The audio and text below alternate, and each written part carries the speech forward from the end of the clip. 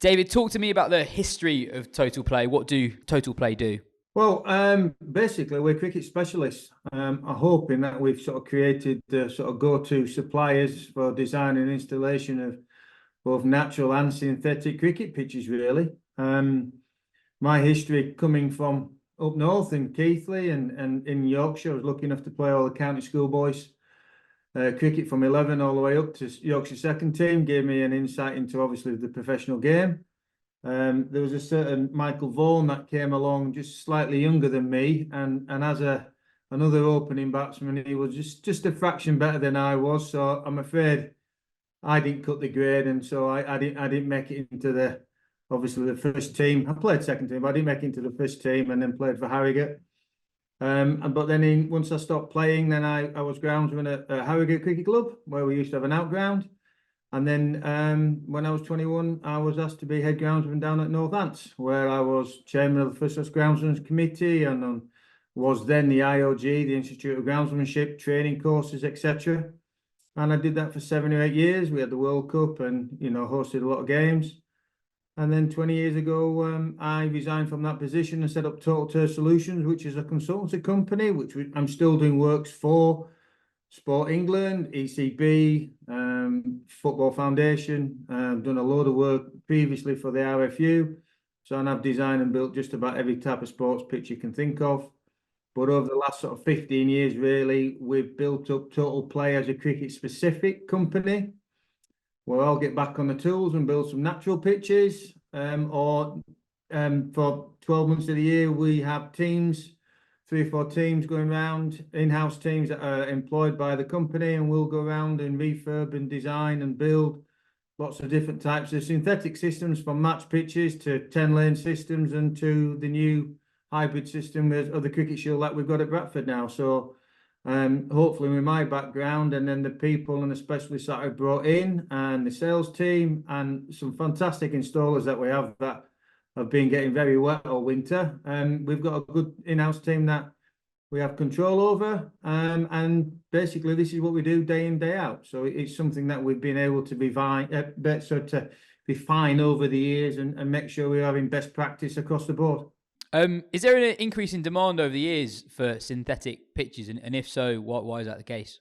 I think over the years, there's been, since the sort of non-turf pitches or astro pitches or artificial pitches came into being, since the sort of late 70s, early 80s, I don't necessarily think they've been fantastic. And so people haven't really wanted to play on them that much. But over the last 15 or 18 years, with participation rates of cricket increasing, the expectation of cricketers wanting to play on better surfaces, and the bat sort of really taking over the ball. I mean, the mentality of cricket since I started playing from Jeff Boycott, playing down the line and trying to leave everything, to now, if you don't hit it for 4, then you're doing something wrong, has changed. And then obviously with women and girls cricket coming on board, there's a hell of a lot more people playing, and the cost of maintaining natural squares in parklands and for councils is, it's just astronomical. They can't afford to do that. It's meant that a lot of lower level cricket is far better played on synthetic pitches. And then when you become a better player, then it's obviously, there's nothing like playing on a well-prepared natural pitch. That's what we should be playing on. But there's definitely a crossover between playing on a good quality synthetic and then moving yourself onto a good quality natural pitch. So yeah, from a synthetic point of view, it's moved on from gameplay.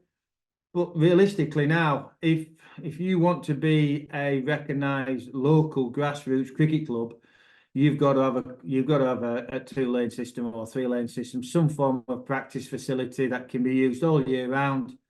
It attracts players, it gets local kids there playing, and therefore the boom really has been on off-field practice facilities.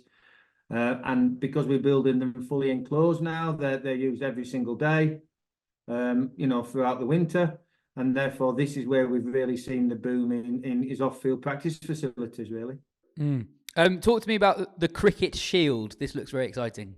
Well, the Cricket Shield is great. I've been working very closely with ECB for about 3 or 4 years in basically trying to fill this gap in between An indoor facility that obviously costs millions and millions of pounds because they're typically heated, completely covered, and they have different sort of planning regulations and restrictions too. Set against open non-turf practice facilities, which are created for outdoor use. So what we have done and what we've been trying to do is basically increase usage of an outdoor facility. So therefore, we are maximizing use in the summer. So people still want to play in there in the summer, which is really opposite from indoor. Because an indoor facility is fantastic in the winter, don't get me wrong. They're needed because they're warm and obviously they're covered and they're not affected by the weather at all. But what you find is that people don't really want to go in there in the summer. So it's heavily used in the winter, and then obviously the capacity levels and things just drop down in the summer. So what we try to do is increase participation in the winter by covering and lighting an outdoor facility, and I think that's really what we've achieved. The cricket shield or the cricket domes, which are hybrid systems, they're not heated. They have open sides, which cools it down in the summer, and you get a little bit of wind, so it makes you feel like playing outside. They've got translucent membranes, so you get natural light. You don't have to have light on all the time.